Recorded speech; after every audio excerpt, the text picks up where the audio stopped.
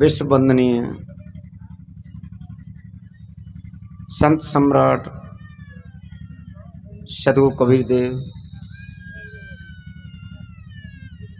पूजनीय संत समाज,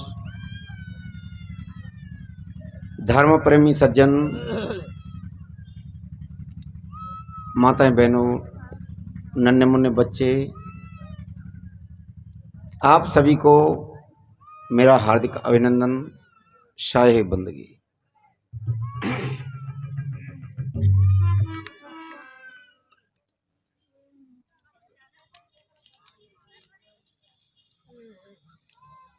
अभी आप श्रवण कर रहे थे संत संयम साहब की वाणी, जो संचालक भी हैं, और उनकी वाणी भी श्रवण की आपने।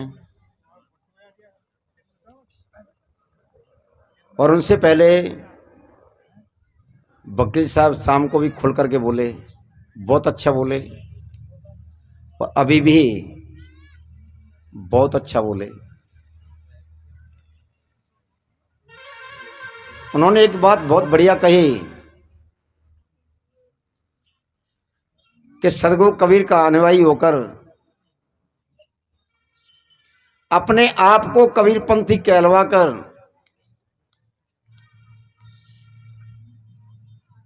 कुछ लोग यह कहते हैं कि सद्गुरु कबीर भगवान को स्वीकार करते थे, जबकि सद्गुरु कबीर साहब जी ने इस बात को कदापि स्वीकार नहीं किया है। और भगवान का अर्थ कोई सत्ता ऐसी है जो आकाश में विराजमान रहती है और धरती पर वो अवतार लेकर के आती है। ऐसी सत्ता के लिए सद्गुरु कबीर बीजक में 8वें नंबर शब्द में कहते हैं, संतो आवे जाए सो माया, है प्रतिपाल काल नहीं बाके, ना कहूँ गाया न आया, का मकसूदन मच कच्छ न होई, शंखा सुरन संगारा, है दयाल द्रोह नहीं बाके, कहो कौन को मारा। वह करता नहीं बराह काहे, धरण धरो नहीं भारा, ई सब काम साहिब के नाई, झूठ कहे संसारा। खम फोर जो बाहर होई, ताय पतीजे सब कोई, हरणा कुछ न को बोध बिदारा, सो करता नहीं हुई। बामन रूप न बल को जाचे, जो जाचे सो माया, बिना विवेक सकल जग भर में माया, जग भर माया। परशुराम छत्री नहीं मारे, ई सब छल माया कीना, परशुराम छत्री नहीं मारे, ई छल माया कीना, और सतगुरु भेद भक्त नहीं जाने, जीव मिथ्या दीना। सृजन हार न ब्याई सीता, जल पछाण नहीं बंदा, और वै रघुनाथ एक कै सुमिरै, जो सुमिरै सो अंधा। गोपी ग्वालन गोकुल आया, करते कंसन मारा, है मेहरबान सबन को साहिब। कितना बढ़िया कवि साहब ने कहा है मेहरबान सबन को साहिब, ना जीता ना हारा। पहले कहा कि कहो कौन को मारा, और इस लाइन में कहा है कि ना जीता ना हारा। सद्गुरु कबीर कहते हैं, अंतिम में कहा है, 10 अवतार ईश्वरी माया, करता कहे जन पूजा, और कहे कबीर सुनो संतो, उपजे खपे सुदूजा। साहेब का अर्थ ही है श्रेष्ठ। तो लोगों ने कहा कि फिर ये कहते हैं कि भगवान अवतार लेकर के आता है, ये कौन है? तो सद्गुरु कबीर साहब जी ने कहा, संतो आवे जाए सो माया।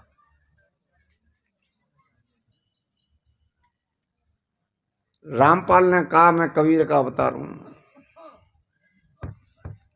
और उत्तर प्रदेश में खूब जोर तोड़ से चल रहा है साकर विश्वरी। आसाराम ने भी कमी नहीं छोड़ी थी और धन सदगुरु ने भी। एक नहीं, ऐसे पूरे भारत में सैकड़ों भगवान हैं।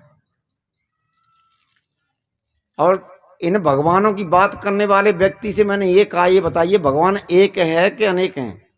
तुम भगवान को मानते हो तो तुम ये बताओ भगवान एक है कि अनेक हैं?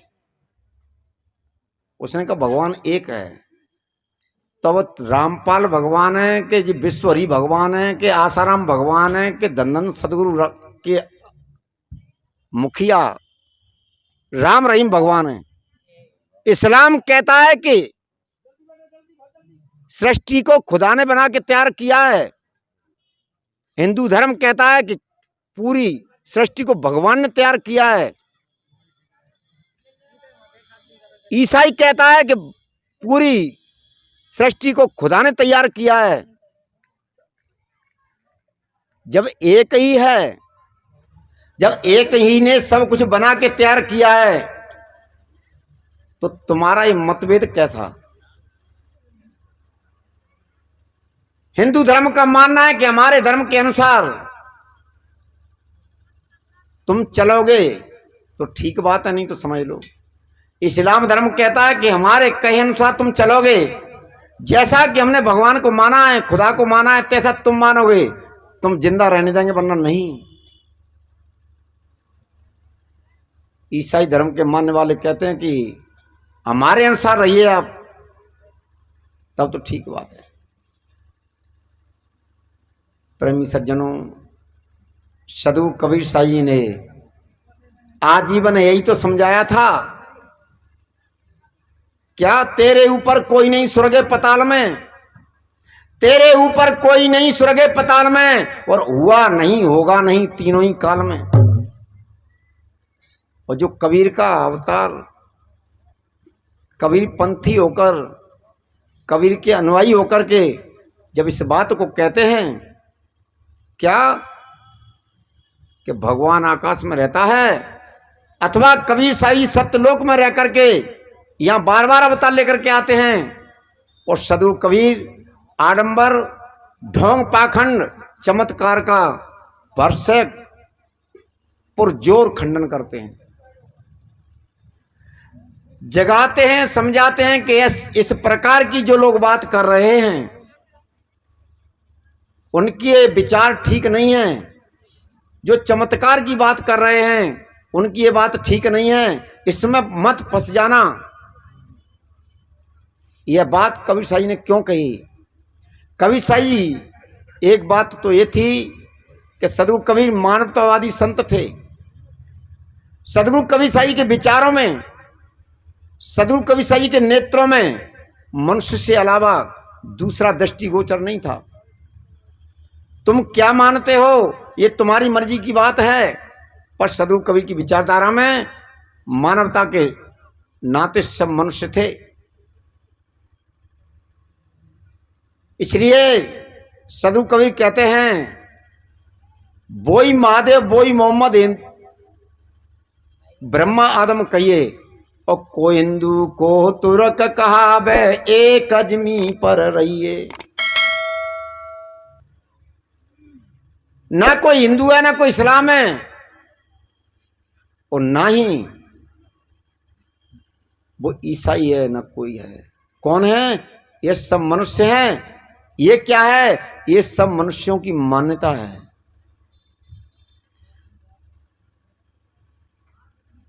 और इस मान्यता के पीछे, जायदाद के पीछे द्वंद्व कम होते हैं, जायदाद के पीछे द्वंद्व कम हुए हैं, पर मान्यताओं के पीछे द्वंद्व बहुत हुए हैं। हमारी बात को तुम मानोगे तो ठीक है, ना मानोगे तो हम तुमको रहने नहीं देंगे। या तो हमारा जो संघ है, या हमारा ये संघ है, टोली है, हमारी विचारधारा है, इसमें शामिल होइए। हम कहें जैसा करिए। इस्लाम धर्म ने किस लिए ऐसा श्रृंगार किया था? इसीलिए किया था। प्रेमी सज्जनों और सदगुरु कबीर, दूसरी बात यह है सदगुरु कबीर साई की दृष्टि में सभी मानव थे, इसलिए चाहे वो हिंदू हों, चाहे सिख हों, चाहे ईसाई हों, सदगुरु कबीर अपने समय में सबके नेत्रों में समा गए, सबके दिल दिमाग के अंदर समा गए। और सदगुरु कबीर साई से बढ़कर ऐसी विचारधारा का दूसरा दृष्टिगोचर नहीं होता है, क्योंकि कुछ दूरियों तक बातें की जाती हैं, परंतु अंतिम में जब बात आती है तो या तो ये होता है कि कुछ नहीं, जैसा ब्रह्मवादी ने कह दिया, मय्येव सकलम जातम, मय्येव सकलम जातम, मय सर्व प्रतिष्ठितम, मय सर्वलयम याति तद ब्रह्मास्मि अद्वैतम। या तो ये कह दिया गया कि मेरे से ही यह सृष्टि बन के तैयार हुई, मेरे में ही इस सृष्टि का पालन हो रहा है, एक दिन यह सृष्टि मेरे में ही लय को प्राप्त होगी। या फिर यह कह दिया गया कि सारी बकवास बंद करो। जहां चार बाग की बात आती है, जिसको कहते हैं नास्तिक, यदि वहां की बात आती है तो उन लोगों का कहना यह है कि तत्व है सिर्फ और कुछ भी नहीं है। यह शरीर बन के तैयार हुआ है मां के गर्भ में, यह तत्वों का पुंज है, इस पुंज में क्रिया हो रही है, और जब ये पुंज अलग होगा तब कोई क्रिया नहीं आएगी, नजर आएगी। इसलिए वो एक कहता है कि है तो सही, है तो सही, पर वो आकाश में है, वो इन आंखों से नजर नहीं आ रहा है। उसी ने दुनिया बना के तैयार की है। परंतु सदगुरु कबीर है और नहीं, दो शब्द हैं। पहले नहीं, फिर क्या है नहीं है। एक कह रहा है नहीं, और एक कह रहा है। और सदगुरु कबीर क्या कहते हैं? है नाही के बीच में साहिब रहा समय। प्रेमी सज्जनों, थोड़ा सा भ्रम जैसी बात है, पर इसको क्लियर कर लेते हैं। एक व्यक्ति कह रहा है कोई है तभी तो ये सब कुछ है, यदि वह ना होता तो ये दुनिया ना होती। एक व्यक्ति कह रहा है बकवास बंद करो, कुछ नहीं है। सदगुरु कबीर कहते हैं है नाही के बीच में, ये है और नहीं है और नहीं है, इसको कौन कह रहा है उसको भी मनुष्य कह रहा है कि है, और नहीं है इसको भी मनुष्य कह रहा है। सदगुरु कबीर कहते हैं कि जो है और नहीं है इसको मानने वाला और इसको कहने वाला जो मनुष्य है, आप हो, तुम ही सत्य हो, तुम ही श्रेष्ठ हो। इसलिए है नहीं के चक्कर में ना पड़ो।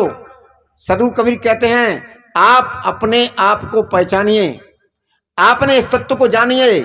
जब तक आप अपने अस्तित्व को ना जानोगे तब तक कोई अलग से अस्तित्व है जो आपको नचा रहा है। सदगुरु कबीर साहब जी की चर्चा, जड़ और चेतन दो वस्तु हैं। जड़ ज्ञान शून्य है और चेतन ज्ञान स्वरूप है। इस बात को जानने की जरूरत है, और जब तक हम इस बात को नहीं जानेंगे तब तक हमारा मस्तिष्क यही कहता रहेगा, क्योंकि लोगों ने समझाया है कि कोई सत्ता है, इसलिए हमारा सुनकर के हम स्वीकार कर लेते हैं। और सदगुरु कबीर क्या कहे 9 नंबर के शब्द में, पहले जन्म पुत्र का भयऊ और बाप जन्मिया पाछे। बेटे का जन्म पहले हो गया और बाप का हुआ बाद में। कैसी मनोरंजन कहानी है। जितनी भी माता बैठी हैं और भाई लोग बैठे हैं, पति पत्नी को मिलकर के बेटे का बेटी का जन्म होता है। पति पत्नी को मिलकर के बेटा बेटी का जन्म होता है। पर यहां सतगुरु कबीर क्या कह रहे हैं, पहले जन्म पुत्र का भई और बाप जन्म या पाछे। प्रेमी सज्जनों, बाप कौन है?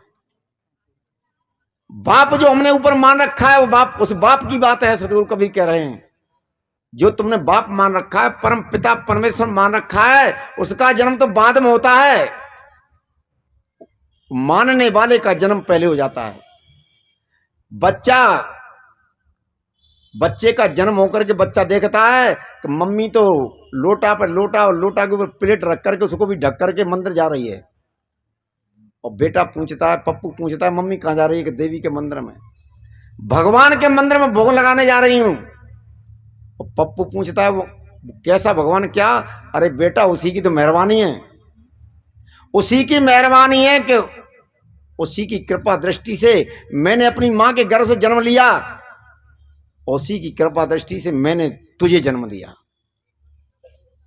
रामायण में एक चौपाई लिखी है, सुर नर मुनि की याही रीति, ओ स्वार्थ लागे कराएं सब प्रीति। जो भाई और जो बहन इस बात का, इस शब्द का प्रयोग करते हैं, वो तो ये समझते कि हम बहुत बढ़िया अपने बेटे से बात कह रहे हैं। पर समझ लेना, बेटे के माइंड में, बेटे के मन मस्तिष्क में उसी समय ये बात घुस गई कि मेरा पापा और मेरी मम्मी तो कुछ नहीं है, जो भी कुछ है वो कौन है? जो भी कुछ है वो वह है। ये मंदिर वाला है तो मैंने कहा सभी स्वार्थी हैं। बेटा काय के लिए तुम्हारी सेवा करेगा? बेटा को वही पावर चाहिए, तो इसलिए बेटा आपकी सेवा नहीं करेगा। यदि वो क्या जाता है कि संतान को जन्म किस लिए दिया है? कि संतान को जन्म इसलिए दिया है कि हमारे बुढ़ापे में सेवा करेगी। ये बेटा हमारी सेवा करेगा, इसका विवाह होगा तो बहू आएगी वो सेवा करेगी, इसलिए संतान को पैदा किया है।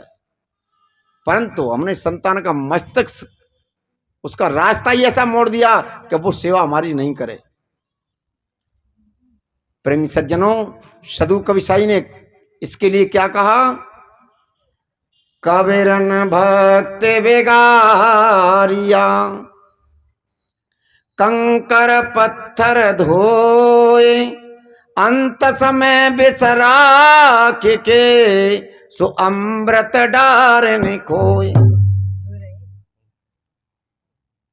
प्रेमी सज्जनों, सदगुरु कबीर आजीवन मनुष्य को पग पग पर सजग करते गए, चेताते गए, जगाते गए, समझाते गए कि तुम जाग जाओ, तुम बात को समझ जाओ, तुम अपने सत्ता को पहचानिए। दूसरी बात यह है, जितने भी भगवान हुए हैं, चाहे तो इस्लाम धर्म के हों, चाहे हिंदू धर्म के हों, चाहे ईसाई धर्म के हों, और चाहे सिख धर्म के हों, सभी भगवान कौन है? सभी भगवान अपनी अपनी मां के गर्भ से जन्म लेकर के बाहर आए, उनको ही भगवान की उपाधि दी गई।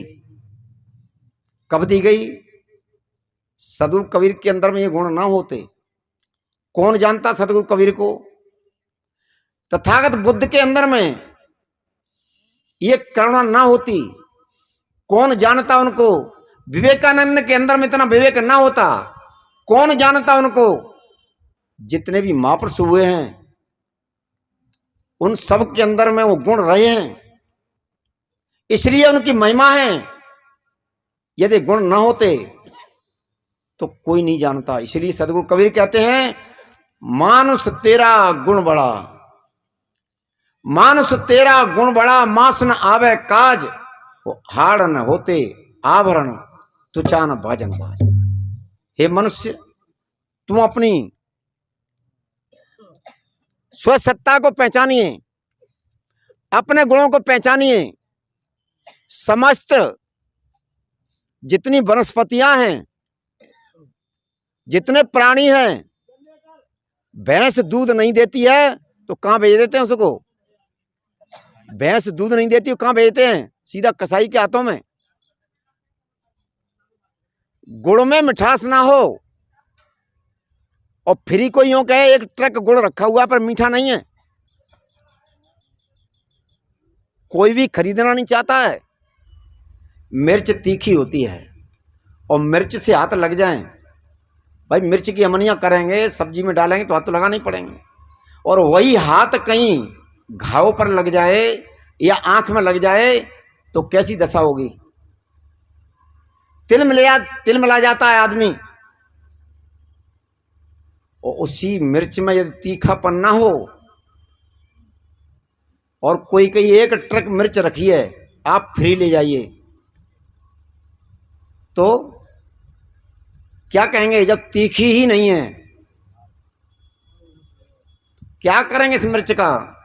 अमृत साहब कहा करते थे, अब तो मुझे पता नहीं है, जब मिर्च में तीखापन कम होता तो अमृत साहब कहते मुझे तो नाराजी आती है कि मिर्च ये हुई क्यों, इसको मिर्च होना ही नहीं चाहिए था। तो बात यह है, मानुष तेरा गुण बड़ा मासन अवकाश, हाड़ न होते आभरण तुचा न भाजन बाज। जब कोई भी महान हुआ है तो अपने गुणों से हुआ है। इसलिए सदगुरु कबीर यह संदेश जन जन को दिए। जड़ और चेतन दो वस्तु हैं, जड़ ज्ञान शून्य है, चेतन ज्ञान स्वरूप है। इसलिए तुम ज्ञान स्वरूप हो। हीरा कीचड़ में है, धुलने के बाद में उसकी चमक ज्यों की त्यों है। हमारा हृदय मल विक्षेप आवरण से आच्छादित है, तो हमको अपनी स्वसत्ता का ज्ञान नहीं होता है, और जिनके अंदर से ये पर्दा हटते चले जाते हैं त्यों ही त्यों अपने स्व का ज्ञान होता है। और जो अपने स्वसत्ता अपने ज्ञान स्वरूप को पहचान लेता है, उसी का इस दुनिया में सम्मान होता है। वे अपने आप को पहचानते हैं और वही ज्ञान सबको बांटते हैं, तो स्व का सम्मान लोग करते हैं। फिर सम्मान करते हैं जब बंटता है ज्ञान, शांति मिलती है तो सम्मान देते हैं लोग। जितना बंटता है, जितना बांटने की क्षमता होती चली जाती है, जितना विवेक जागृत होता जाता है, लोग फिर भगवान की उपाधि दे देते हैं। इसलिए सदगुरु कबीर साई का यह संदेश, उन्होंने कहा अपने ऊपर सत्ता कोई ना मान करके आप अपनी सत्ता को पहचानिए।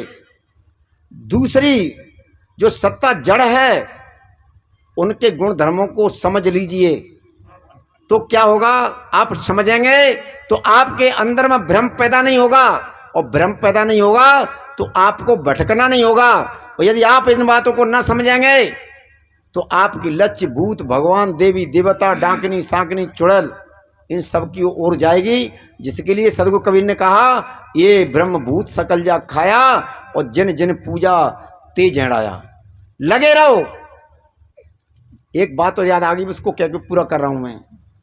लोग तो कहते हैं कि यदि कोई दीक्षा ले लेता है और ले ले दीक्षा, अब तो मजा चखेगा, भगवान तो परेशान करेगा, देवी देवता परेशान करेंगे, क्योंकि तू कबीर पंथ से उपदेश लिया है तूने। पर मैं ये बात कहता हूं कि कबीर पंथ से, पारक सिद्धांत से दीक्षा लेने पर यदि अचानक किसी को परेशानी आ गई, चलो ठीक है, मान लिया जाता है कि भगवान को नहीं मानेंगे इसलिए परेशान कर रहा है भगवान, पर जो भगवान को पूज रहे हैं उनको तो बिल्कुल नहीं होनी चाहिए। पर आप हॉस्पिटलों में जाएंगे, आप रजिस्टर ले जाएंगे, आप पूछेंगे आप भगवान को मानते हैं कि नहीं, देवी देवताओं को मानते हैं नहीं, आप पाएंगे कि वे सब लोग मानते हैं। तो जब मानते हैं तो परेशान क्यों? प्रेमी सज्जनों, मानने और नहीं मानने से कोई फर्क नहीं पड़ता दुख और सुख का। सच बात तो यह है कि सदगुरु कबीर साई ने कहा आपन कर्म न मिटो जाई। जो जो हमने कर्म किए हैं वो हमारे सामने आएंगे। परंतु आदमी इस बात को न जानकर भगवान और देवी देवता की ओर चला जाता है, उस अंधविश्वासों में भटकता है और इतना चला जाता है कि बीमारी भी डॉक्टर के कंट्रोल से बाहर हो जाती है। और जब बीमारी डॉक्टर के कंट्रोल से बाहर हो जाती है, जब तक आप आदमी झाड़ फूंक करवाता ही रहता है, फिर क्या होता है, इस दुनिया से आदमी को विदा होना होता है। इसलिए ऐसे अंधविश्वासों में पढ़कर हम क्यों दुखों के सागर में डूबें। सदगुरु कबीर कहते हैं, सुख के सागर में डुबकी लगाइए। कब? इन अंधविश्वासों को हटा दीजिए और अपने कर्मों को सुधार लीजिए।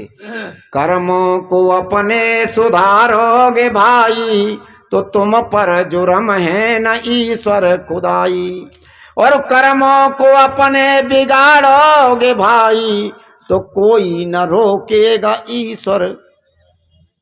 तो कोई भी ईश्वर खुदा ब्रह्म देवी देवता तुमको बचा नहीं सकता है।